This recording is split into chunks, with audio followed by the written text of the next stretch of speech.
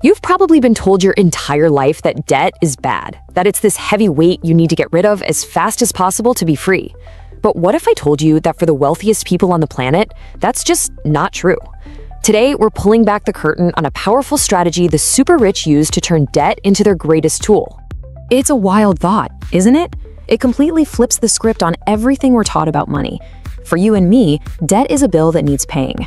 For the Bankless elite, it's the master key to unlocking their fortunes and living a life almost entirely free of taxes. So that's the big question, right? How does someone with, say, $1 billion in stocks pay for their jet, their mansion, or their next big investment without selling a single share and getting hit with a massive tax bill? Well, they have a playbook for that. And that playbook has a name that's become legendary in financial circles: buy, borrow, die. I know it sounds a little grim, but trust me, it's one of the most brilliant and controversial financial blueprints ever created for preserving wealth across generations.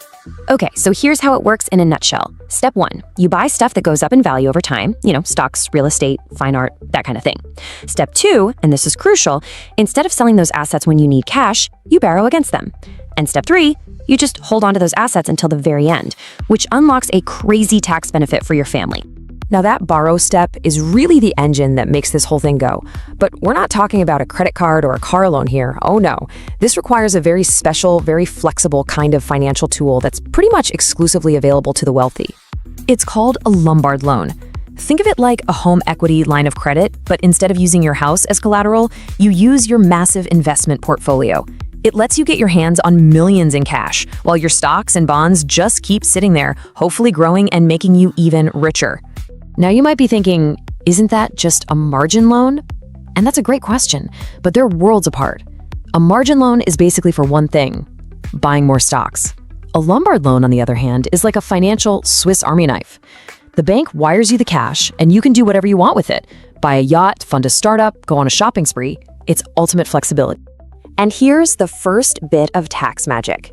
When you take out a loan, the IRS doesn't see that as income. It's just debt. So you get all this cash to spend completely tax-free. But that's just the appetizer. The real mind-bending trick that erases decades of gains is saved for the grand finale. Get ready for this. It's a provision in the tax code called the stepped-up basis. And it is, without a doubt, one of the biggest loopholes in the entire system. What it means is, when you die and leave your assets to your kids, the IRS essentially hits a reset button.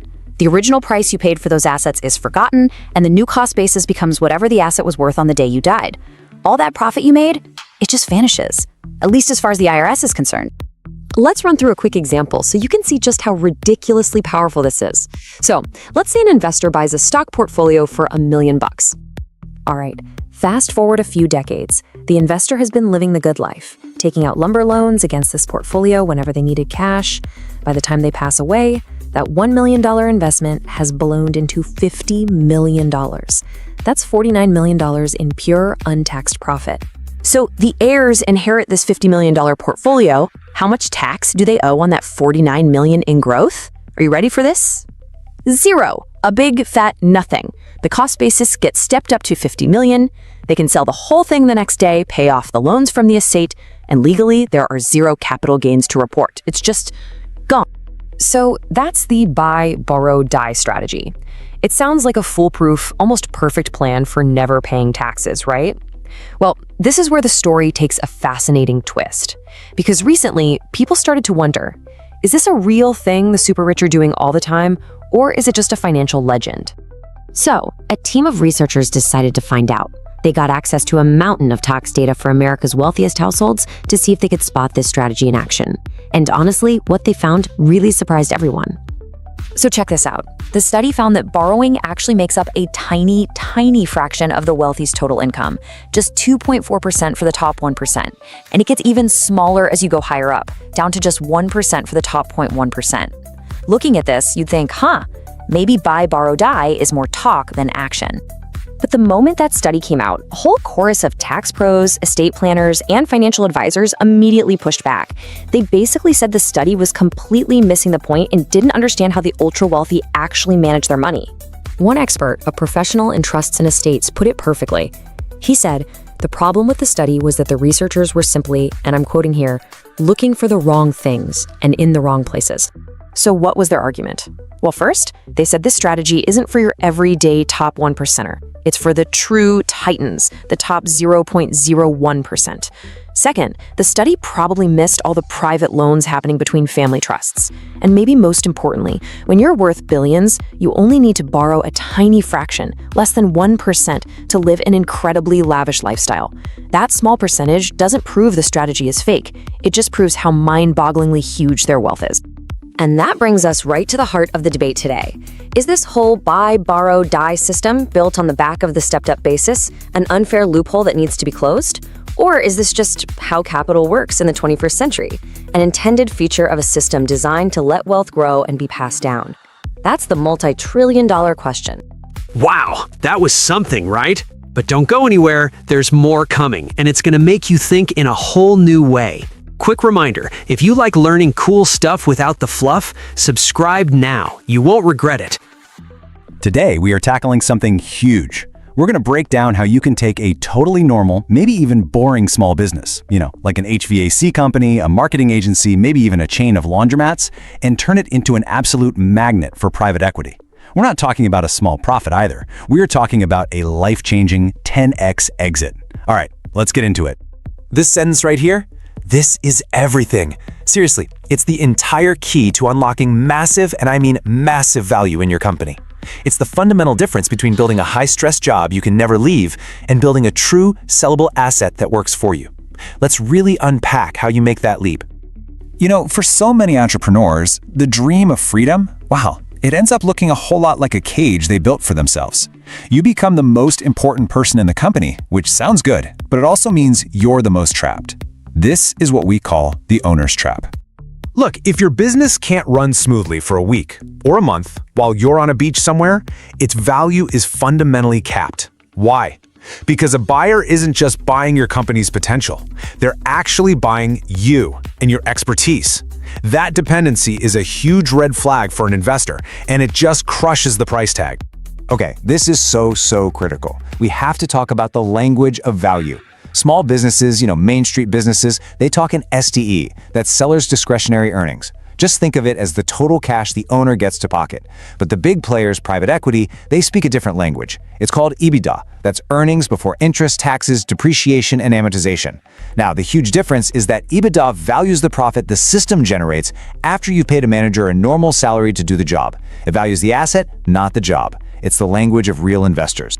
So what is this smart money, these private equity buyers? What are they really hunting for in 2026? I'll tell you this, they're not just looking for any profitable business. No, they are on the hunt for something very specific.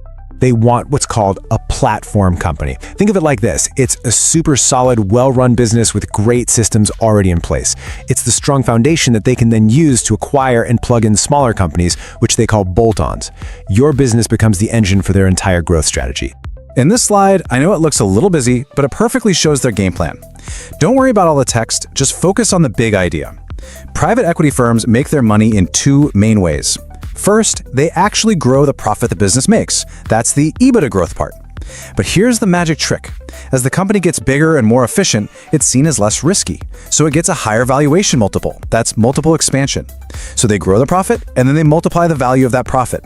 It is an incredibly powerful 1-2 punch. So how in the world do you build this platform company they're all looking for? Well, it all boils down to one simple, powerful word: system. You have to engineer your business to be absolutely predictable. The dream, right? The real goal is to build a business that just hums along, generating cash flow month after month without you having to be there putting out fires every single day. That predictability, well, that's the holy grail for an investor. It takes the risk out of the equation and makes the future feel bankable. And that's exactly why recurring revenue is such a game changer. It's not just about getting paid every month, it turns your business from a series of one-off sales into a stable, predictable asset. Suddenly, you can budget accurately, you're aligned with what your customers need long-term, and bam, you are perfectly positioned for that premium buyout. Okay, so we get it. We need a system. Predictability is king. But what does that actually look like on a Tuesday afternoon? Let's get practical and see how this thing is actually built, step by step. The answer is simple. You build a playbook. Step 1, you standardize your technology. It doesn't matter if you're an HVAC company using the same diagnostic tools on every single job or a marketing agency using the same software for every client. The key is everybody uses the same tools. It creates massive efficiency. Then, step 2, you document everything with SOPs, standard operating procedures. This means anyone on your team can step in and deliver the same high-quality result every single time. Standardization is the absolute engine of scalability. Now, once you have that standardized, repeatable system in place, the next layer is digital transformation. This is how you pour gasoline on the fire and really get ready for some explosive growth. So check this out. The data is incredible. Middle market companies that have a clear, strategic digital vision, they grow on average 75% faster than their peers. Just let that number sink in. 75%. That is a staggering difference. And look at this chart. You can see it plain as day. The companies with an advanced digital strategy, the ones really leaning in, they're seeing over 10% revenue growth. But the ones who are just playing defense or are not there yet, they're stuck down in the 6% range. This isn't just a tiny improvement, it is a quantum leap forward. And this quote just hits the nail on the head. It explains why this works. Digital systems let you scale up without the insane costs of physical expansion. An HVAC company can manage twice the fleet with the same office staff. A software business can bring on 10,000 new users without building 10,000 new offices. You're building a business that can grow exponentially and do it cheaper and faster. To an investor, that is just music to their ears. Okay, let's bring this all home. You've made the journey. You've gone from being an operator trapped in a job you created to becoming a builder who has created this incredible, systematized, digitized asset. So, what's the reward? What does the payoff actually look like? Now, let's just look at the raw math, because this is where your hard work pays off in a huge way. Let's say your business is making a healthy $8 million in EBITDA. Now, as just a simple add-on company, a buyer might give you a 4x multiple. That's a $32 million valuation. Not bad, right? But as a platform with those scalable systems we talked about, you could easily command a 6x multiple. That's a $48 million valuation. It's the exact same profit, but the infrastructure you built creates a $16 million difference in your pocket. And that's the whole journey right there. It's about fundamentally shifting how your business is valued. You move away from being seen as just your personal profit, which gets a low multiple, to being valued based on the power of your system's profit, which commands a premium. That is the path to a 10x exit. And I want to leave you with this quote because it is so important. Stop worrying about timing the market or what the economy is doing. The success of your exit, your big payday, it doesn't depend on things you can't control. It depends on one thing: the quality of the asset you build. It puts all the power back in your hands. So the question you really have to ask yourself tonight is this: is your business an anchor, weighing you down and holding you in place? Or have you built an engine, a powerful machine capable of driving growth for years to come, with or without you at the wheel? The answer to that question is going to determine your entire future. Wow, that was something, right? But don't go anywhere, there's more coming, and it's gonna make you think in a whole new way. Quick reminder, if you like learning cool stuff without the fluff, subscribe now. You won't regret it. Hey everyone, and welcome back to the Violet Vault. Today, we are diving into a topic that is on pretty much everyone's mind right now: artificial intelligence. But we're going to look at it through a very specific lens. How do you build an AI-immune empire? We're going to explore a powerful framework for protecting your wealth, your career, and your assets from what we're calling the Silicon Guillotine. This is a big one, so let's jump right in. So let's just start with the question that cuts right to the heart of it all. What is your skill actually worth when an AI can do it for free or pretty close to it? I mean, think about it. For decades, the advice has been learn to code, become a graphic designer, be a digital marketer, right? We are all told to invest in these digital skills. But what happens when those very skills can be perfectly replicated and scaled infinitely by a machine for pennies? It's a really provocative question, and it forces all of us to completely rethink where real, lasting value comes from. Okay, let's start with the problem itself, the Silicon Guillotine. I know, it sounds a little dramatic, doesn't it? But honestly, it's a powerful metaphor for this massive economic shift that's happening right under our noses.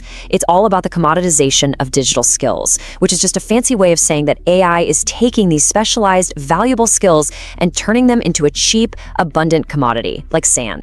And here is the core principle, the thing you really need to let sink in. If a skill can be broken down into digital bits and bytes, if it exists purely on a computer screen, then AI will eventually, inevitably drive the cost of that skill down towards zero. Writing an article, that's just text. Designing a logo, that's just pixels. Writing code, it's just characters on a screen. AI can churn this stuff out at a scale and a cost that no human being can ever compete with. And that right there, that is the central threat that demands a whole new strategy.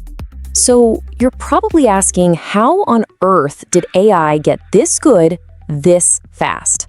Well, a big part of the answer has a name: the Great Screep. It is exactly what it sounds like. AI systems are fueled by scraping, or automatically extracting just unbelievable amounts of data from the internet. Every public blog post, every photo, every line of code, every comment you've ever made, it's all been vacuumed up to become fuel for the AI mill. It's how the machine learns to be creative just like us, because it literally learned from us. Okay, so that's the big, scary challenge, the silicon guillotine. It sounds pretty daunting, but here's the good news. There is a defense, and it's an idea that's been a cornerstone of smart investing for a very long time. The answer is to build a moat. It's time to dig in and create a real, durable defense around our assets to protect them from this relentless wave of AI. So what in the world is a competitive moat? Just picture a medieval castle, right? The moat is that wide ditch full of water that surrounds it, keeping all the invaders out.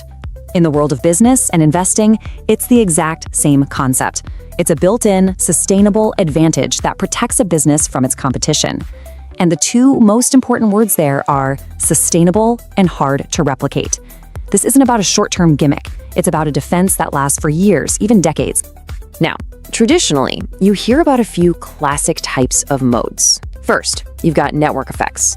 Think of a social media platform. The more of your friends that use it, the more valuable it becomes for you. Then there are high switching costs. You know, like how much of a hassle it would be to move all your money to a new bank. That's a switching cost. Of course, there's just plain old strong brand recognition. You see a logo and you immediately trust it. And then you have the heavy hitters, having unique data nobody else has, or just being so big and having so much capital you can crush any new competitor.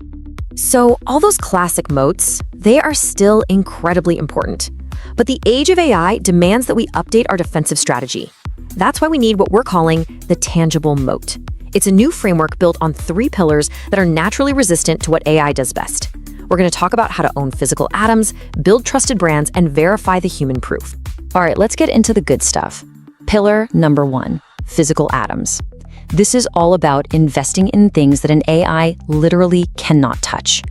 It really requires a strategic pivot in our thinking, moving away from the world of infinitely copyable digital bits and getting back to the scarce, finite world of physical atoms. This slide lays out the difference perfectly. On the one hand, you have digital bits, software, music files, digital art. They can be copied a billion times for free. And that's exactly what drives their value down. AI is a master of this world. But then you have physical atoms, real estate, infrastructure, machinery. These things are scarce. They are finite. You can't just right-click and duplicate a power grid, and that scarcity is precisely what gives them tangible, AI-resistant value. And here is a brilliant real-world example of this bits versus atoms idea. You have Meta, a giant of the digital world. Their entire business is made of bits of code. But then you have a company you've probably never heard of, Quanta Services. And what do? They build and maintain the actual physical energy grids that power the data centers that Meta needs to even exist. One is all bits, the other is all atoms. And Quanta's not alone. Think of companies like XPO Logistics, which operates the massive warehouses and trucking fleets that are the backbone of our supply chain. These companies are building and maintaining the literal physical foundation of our entire economy. Sure, an AI can help optimize a truck route, but it can't pour the concrete for the warehouse, it can't build the cell tower, it can't drive the truck. That is the moat. So investing in the physical world is a huge part of our defense. But what's next? Well, pillar 2 is about something an algorithm simply cannot manufacture: genuine human trust. An AI can design 1,000 beautiful logos in a second, but it cannot build decades of brand loyalty and human connection. This quote just nails it. A truly powerful brand is so much more than a product. It's a feeling. It's an emotional connection. It's a mental shortcut for trust in our minds. A brand like Coca-Cola has this global presence and emotional resonance that has been built for over a century. That is a fortress that is almost impossible for any competitor, human or AI, to storm. Let's look at a more modern example, Yeti. At the end of the day, they sell coolers and mugs, right? But people don't just buy a Yeti product, they buy into the Yeti brand. That logo stands for durability, quality, adventure, a certain kind of lifestyle.